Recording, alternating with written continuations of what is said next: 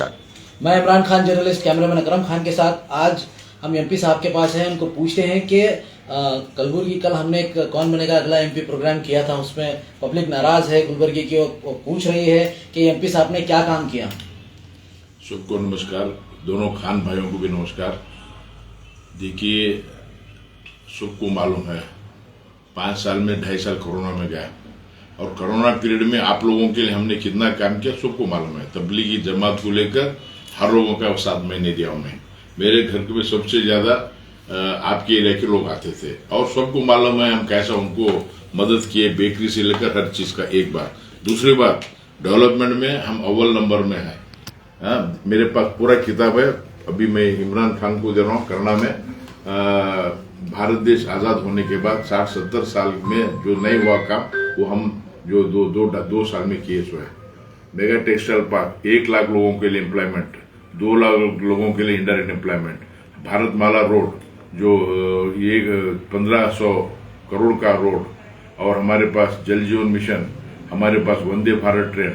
और सबसे बड़ी बात, मैं एमपी होके आते ही सबसे पहला काम किया मैं ख्वाजा बंदे नवाज को जाकर वहां पर उनका आशीर्वाद लेकर, बड़े साहब को उनका एक प्रॉब्लम था कि जो दरगाह के ख्वाजा बंदे नवाज दरगाह के सीढ़ियों पे चढ़ने जगह ड्रेनेज था, ड्रेनेज ब्लॉक होकर गंदा पानी वहां पर ठहरता था। कितने साल से थी सर ये प्रॉब्लम? ये बहुत 20 साल से थी, जब पहले से ही थी बोलते। तो उन्होंने पिछले एमपी को क्या उन्होंने इस बात में पूछा था? पूछे होंगे, नहीं पूछे वो बात अलग। नहीं भैया, बगैर पूछे भी करना रहता कुछ चीज। वहां पर जो चढ़ते थे सीढ़ी गंदे पानी में, आपको मालूम है इस्लाम में ऐसा है कि क्लीन होकर आप नमाज पढ़ना चाहिए। हम देखते हैं वो हम देखे वहां पे वो गंदा पानी में पैर रखकर ऊपर चढ़ते थे सीढ़ी। वहां सबसे पहले हमारे जो भी डीसी मैडम फौजिया तरन्नुम मैडम कॉर्पोरेशन कमिश्नर थे, उनको वहां पर बुलाकर 1 महीने में ये क्लीन कराना बोलते मैडम ने रात दिन काम कर इतिहास में पहली बार वहां पर ड्रेनेज का प्रॉब्लम परमानेंट सोल्यूशन किया है। आपने देखा होगा हागरगाह क्रॉस सबसे कंजेस्टेड जगह थी। हागरगाह क्रॉस वहां पर कंजेस्टेड था, नैरो रोड था, वहां पे भी ड्रेनेज ब्लॉक था। मैं खुद सामने ठहरकर पूरा ड्रेनेज पाइप चेंज कर, वहां पे बस स्टैंड बनाकर, सिग्नल बनाकर, रोड वाइडनिंग बनाकर, थोड़ा सर्विस रोड को अच्छा बनाया था।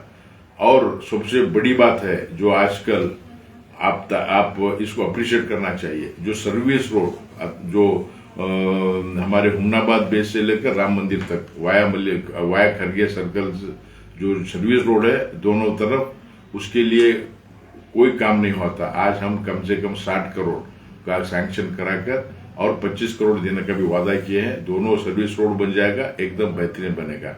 ऐसे बहुत से चीज काम है। देखिए, ऐसे तुम राजकीय पॉलिटिक्स करने के लिए कुछ नहीं करने का बोलना ठीक नहीं है। मैं आपको अब खान साहब को मैं दोनों बुक भी देता हूँ, वो खुद पढ़े और लोगों को बताए कि बहुत से काम हुआ है। हम डिबेट भी करना तैयार है। जो भी आए मेरे साथ, जो अब के एमपी कैंडिडेट या पहले के एमपी, हम उनके साथ डिस्कस करेंगे। हमारे वक्त क्या काम हुआ है, आपके वक्त क्या काम हुआ है। हम लोगों के साथ जुड़ के रहने वाले, हम 24 घंटे लोगों के साथ है। तो इसके लिए मैं मेरे भाइयों को विनती करता हूं, आप पहला समझिए फिर बात करिए। अगर आगे फिर हमको 5 साल मौका तो जरूर मिलेगा। हम रात दिन काम करेंगे, पूरा 5 साल मिलेगा। अभी हमारा 2.5 साल चलेगा। उसके लिए मैं सबको और एक बार हाथ जोड़कर मैं रिक्वेस्ट करता हूं, आप अगर कुछ आपको मालूमात नहीं है तो मैं मालूमात करता हूं, मीडिया वाले मालूमात करते हैं। और सोच के जो आदमी आपके साथ 24 घंटा रहता है उनको, मेरे को आशीर्वाद करने के लिए मैं हाथ जोड़कर मैं विनती करता हूँ। धन्यवाद सर। और एक चीज, शरण प्रकाश पाटिल साहब जो मिनिस्टर है, कैबिनेट मिनिस्टर, उन्होंने कुछ दिन पहले हमने एक सवाल किया था कि प्रधानमंत्री मोदी जी क्या सेकुलर प्राइम मिनिस्टर है, तो उन्होंने ये कहा था कि प्रधानमंत्री Modi ji secular prime minister नहीं है। तो आप इस पर क्या कहेंगे? देखो, हम 10 साल में हम उनके साथ तो मैं 5-6 साल से जुड़ा हूँ। आज तक किसी एक कौम के खिलाफ वो कभी नहीं बात की है। आप अगर गलत चश्मा से उनको देंगे तो गलत ही दिखेंगे बस। आज बहुत से माइनॉरिटी लोग, बड़े बड़े लोग साहब से जुड़े हुए हैं, गरीब लोग जुड़े हुए हैं। मैं बहुत किस्सा जो मोदी जी ने उन लोगों पे किया, मैं आपको कभी फुर्सत में बताऊंगा। आप अगर मैं उनके बारे में बोला तो आपकी आंखों में आंसू आ जाएंगे। जो हमारे मोदी जी माइनॉरिटी लोगों के लिए जितना काम किया, अगर मैं खोल के बोलूं तो आपके आंख में आंसू नहीं आए तो मैं आपको फिर सर बहुत सारे, जैसा कि आपने कहा था लास्ट टाइम कि आप 2 लाख वोट से गुलबर्गा में जीतेंगे। Is it like it's building castles in the air? No, हम कभी, ये मेरी बात नहीं है, ये आपके दरगाह के, रोजा के एरिया के लोग, इस सारी गुलबर्गा के लोगों की बात है सर। हम कभी हवा में कैसे नहीं बनने आने वाले हैं। हम गए बार भी बोले थे कि 1 लाख पहुंचेंगे, 50,000 तो मिनिमम क्रॉस करेंगे, वो हो गया है। अब की बार भी वातावरण बहुत अच्छा है। आप हर समाज के, एक समाज के नहीं, माइनॉरिटी के लेकर हर लोग ये डेवलपमेंट के साथ है। वो हमको जरूर 1.5-2 लाख से हम जिताएंगे। सर आप इतने दिन हो गया, कई मुस्लिम एरिया में आप कोई कैंपेनिंग के लिए भी नहीं आए, इसकी क्या खास वजह हो सकती है? देखो, मुझे मुस्लिम एरिया में कैंपेन करने की जरूरत नहीं है।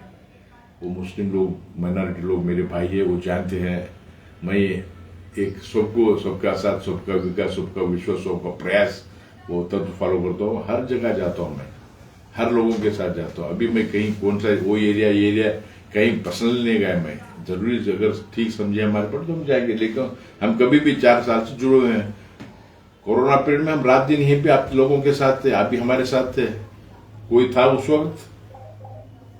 सिर्फ हम लोग थे, हमारे साथी थे, आपके माइनॉरिटी भाई लोग हमारे साथ थे। हम लोगों के लिए रात दिन काम करके दवाखाने में तक एक पेशेंट को एडमिट करके हमने खिदमत किया लोगों का। सर एक लास्ट एंड आखिरी सवाल सर, गुलबर्गा फुटबॉल एक स्टेडियम बना हुआ है सर, उस मैडम ने, कनीज फातिमा जी ने एक प्रपोजल दिया है कि उसका नाम अल खमर रखा जाए, लेकिन KDFA जो कलबुर्गी डिस्ट्रिक्ट फुटबॉल एसोसिएशन की तरफ से एक विरोध आ रहा है कि उन्होंने कुछ, मतलब कोई पॉलिटिशियन का नाम ना रखा जाए, क्योंकि ये फुटबॉल का गेम है, इसका नाम कलबुर्गी रखा जाए, या फिर जो है ना एडा मार्टिन सर ने बहुत मेहनत की है उनका नाम रखा जाए, या फिर कोई हकीम साहब जो ध्यानचंद अवार्डी विनर है फुटबॉल के, जो है ना गुलबर्गा में जिसने फुटबॉल को डेवलप किया है, तो उनका नाम रखा जाए। तो आप क्या चाहते हैं सर कि खमर साहब का नाम उस पर आना चाहिए? तो इस बारे में मैं कोई टिप्पणी नहीं देता, इसके बारे में नहीं कमेंट करता,